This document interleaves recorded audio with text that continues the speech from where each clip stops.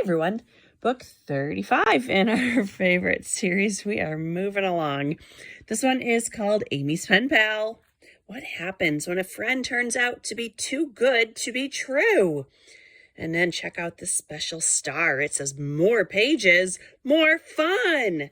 And that is very interesting about this book. This book jumps to 137 pages, which seems to be about standard for the remaining books in this series. Prior to this, they had all been right around 100 pages, anywhere from like 95 to 105.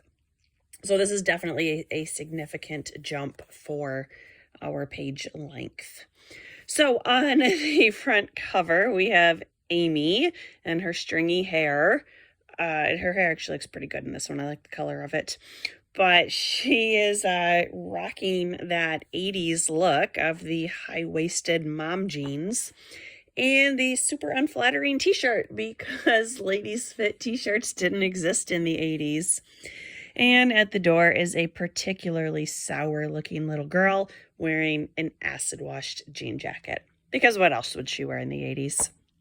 So in the previous book, we had heard a couple times that Amy had not heard from her pen pal recently.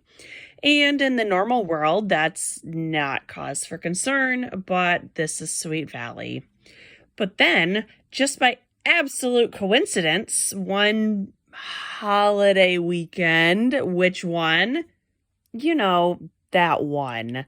They never actually address it, but the children are off school on Monday, so I'm going to guess Memorial Day, even though this series does a terrible job of keeping track of following a calendar. So, just by absolute coincidence, Amy's pen pal, her name is Sam or Samantha, she randomly shows up one day. And Sam is from San Francisco. And we know Amy lives in the Los Angeles region. And her parents don't think anything of this girl randomly showing up. And they say, Sam, what a surprise. Where are your parents? And she says, oh, they're camping and there's no cell service, or not cell service, but there's no phone service up there. And Amy's parents buy this terrible excuse. And you know, we like to make fun of some of the other parents as being clueless, but these Suttons are really bad. So the unicorns take an immediate liking to Samantha. She seems to be very popular. She has very good stories. And keep in mind, this whole book is taking place over the course of a long weekend. So it's kind of suspect that everyone is in town and they have all of this time to spend together. It's like, do they not have plans with their families? Of course not. They're all going to a barbecue at the Wakefields. So they all become quite good friends with Sam. But the more Sam becomes friends with the unicorns, the more Amy doesn't like her.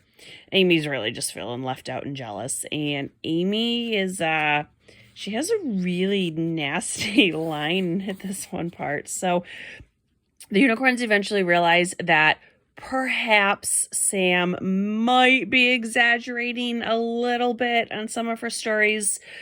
So they come up with this really mean plot to embarrass her. And they're going to get her to basically, there's a local DJ who's going to be at the Valley Mall and they want to embarrass her. So here's Elizabeth. And what's interesting here, Elizabeth has almost no role in this book.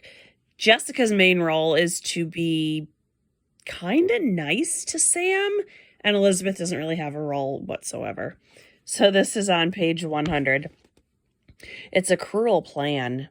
Do you think we should do anything about it? Elizabeth asked anxiously. Yes, I do, Amy nodded. What? Elizabeth leaned forward. Stand around and laugh right along with the unicorns. Oh, Amy, do you really mean that? Elizabeth asked, dismayed. Amy leaned back against the couch. Yes, I do. I told you earlier, Elizabeth. I don't really care what happens to Samantha Williams. She thinks the unicorns are such great girls. Now she's going to find out just how mean they can be. And if I can be there to watch the fun, so much the better. So for I tried to do a super dramatic reading there. For people who are surprised by Amy's character turn in the Sweet Valley High series, no, she was always quite the mean girl. She just put up a nice facade. So they eventually, Sam's parents show up. It's an amazing coincidence that they all know so much about their kids' pen pals and whatever. So it turns out that there was a legitimate reason, not that Sam would leave home, but she essentially ran away.